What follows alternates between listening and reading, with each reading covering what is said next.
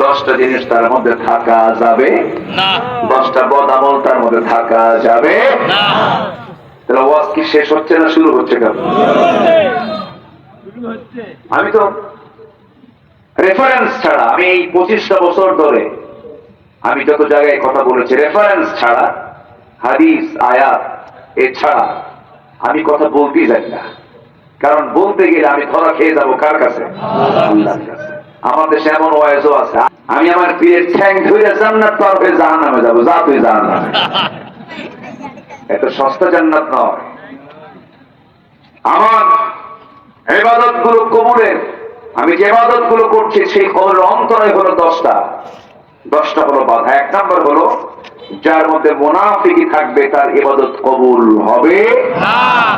আমাদের সাথে মুনাফিকি নাই, মুনাফিকি আছে। আমার বন্ধুগণ, মুনাফিকি বিষয়টা আমাদের কাছে অনেকের কাছে অস্পষ্ট, অনেকে বোঝেন না। মুনাফিক কাকে বলে, নিফাকতা কাকে বলে, অল্প সময়ের ভিতরে আমি এই 10টা পয়েন্ট আমি একটু করে বলবো। মুনাফিক কাকে বলে, মুনাফিকের পরিচয়টা কি? যখন আমরা কোথাও ধোঁয়া দেখি, ধোঁয়া যখন উঠতে দেখি, ধোঁয়াটা প্রমাণ করে ধোঁয়ার নিচে আছে কি? আসতে বলবে না, আছে কি? বলেন, আগুন। আমার বন্ধুগণ, যদি কোনো ঘরের মধ্যে ঢুকে যদি দেখি এখানে গোবর, এখানে গোবর, এখানে গোবর, গোটা গোবর দিয়ে সব জায়গায় লেগে আছে, তখন আমরা ভাববো এটাকে মানুষের ঘর না গরুর ঘর? গরুর ঘর। মুনাফিক চেনার জন্য কিছু সিমটম রাসূল শিখিয়ে দিয়েছেন। রাসূল বলেছেন মুনাফিকের কিছু আলামত আছে। আয়াতুল মুনাফিকি সালাস, মুনাফিকের আলামত হলো 3টা, কোন কোন হাদিসে আসছে 4টা। এর মধ্যে 1 নম্বর আলামত হলো যখন সেই কথা বলে তাজা মিথ্যা কথা বলে। আমাদের দেশে মিথ্যাবাদী নাই, এই জায়গায়ও নাই, এখানেও আছে। তাহলে মুনাফিক আছে। এক সাহাবী কাঁদতেছেন, সেই সাহাবীর নাম হলো হানজালা রাদিয়াল্লাহু তাআলা। আহা, কি দামি সাহাবী, কাঁদতেছেন, হাউমাউ করে কাঁদতেছেন। কান্নাকাটি করতে করতে বাড়ি থেকে বের হলেন, চিৎকার করে করে কান্না করে করে যাচ্ছিলেন। মাসউদ সাইয়েদনা আবু বকর দেখে ফেলে বলছেন, হানজালা কান্দো কেন, কি হয়েছে? নাফাকা হানজালা, নাফাকা হানজালা, হানজালা মুনাফিক হয়ে গেছে।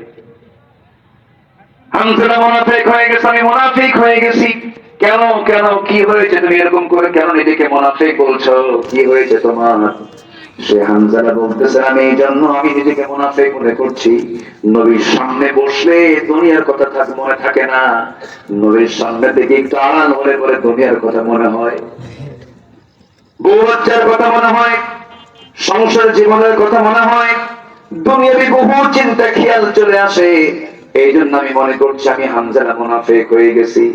সাইয়েদনা আবু বকর বলেন, আমারও তো এরকম মনে হয়, আমি তো মুনাফিক হয়ে গেছি মনে হয়।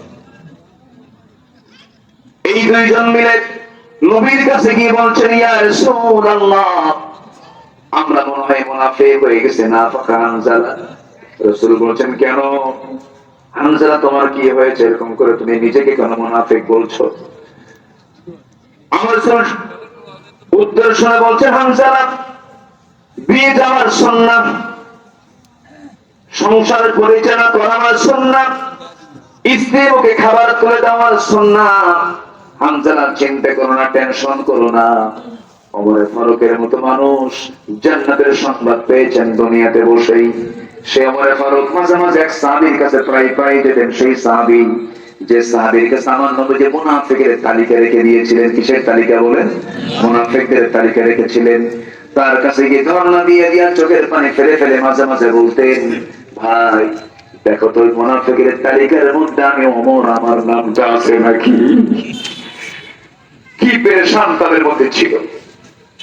জান্নাতের সংবাদ পাওয়া সাহাবী সন্দেহ করেন, আমি ওমর, আমি মুনাফিক হয়েছি কিনা জানি না।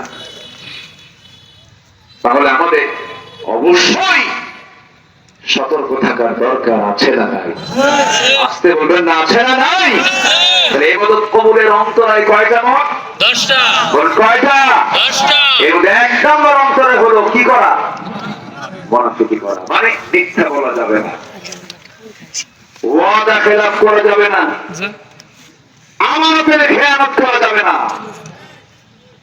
যারা ক্ষমতা পেয়ে ক্ষমতার মিস ইউজ করে, যারা ক্ষমতা পেয়ে নিরাপরাধ লোকদেরকে হামলা মামলা দেয়, তারা হচ্ছে সবচেয়ে বড় মুনাফিক। যারা ছিল ক্ষমতায় তারা কি? তারা কি গোটা দেশকে বানিয়েছিল জেলখানা, আর যার কয়েদি ছিল 18 কোটি মানুষ ছিল তার কয়েদি। আমি নিজে মামলার আসামি ছিলাম, জেলও খাটছি